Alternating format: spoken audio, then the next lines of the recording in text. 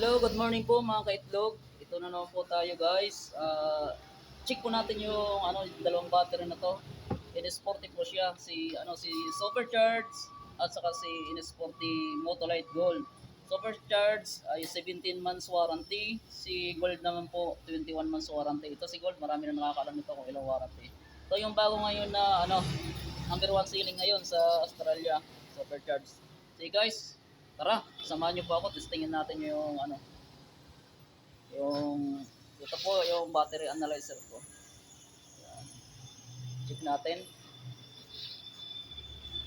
Yan. Battery test. GIS Japan Standard. Yan. Testing po natin.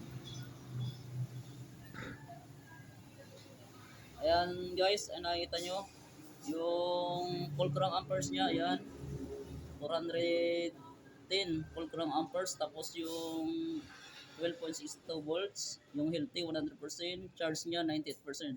Good battery siya guys. Yan, ito si Supercharge, pwede po ito sa marami rin po itong Toyota Wigo, yung Suzuki, lahat mo ng NS40, pinipili po siya. Saka mas mura to guys, napakamura siya. Budget meal, pasok. Yan, 17 months warranty. Ayun, nakita niyo guys yung yung niya, CCE, Fulcrum Amperes. Lipat naman po tayo kay Gold, Motolite Gold. So guys, si Motolite Gold, check po na rin po natin. Si Motolite Gold, yan, kahit saan din po siya. Kahit saan siya ikabit. Check natin. Sige, check. Okay. Testing. Ayan na guys, testing natin. Off. Yung healthy niya 100%, charge 98%. Yan, 12.66 volts saka 395 fulcrum amperes. Ayun guys, di sila magkalayo ng ng fulcrum amperes. O, alam niyo na guys maganda na yung may konti tayong kaalaman sa battery. Yan. Kung may nagtatanong kung saan po yung tindahan na tindahan ni boss.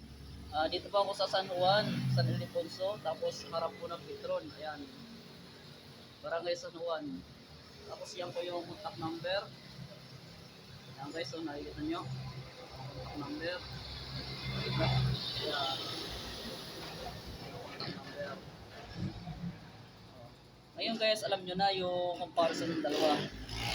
Siyempre, pag bibili tayo ng battery, unang-una, piliin natin yung mataas yung fulcrum amperes. Kasi, pag mataas yung fulcrum amperes, kahit medyo mababa na yung voltahe, mabilis pa rin magpaikot ng starter.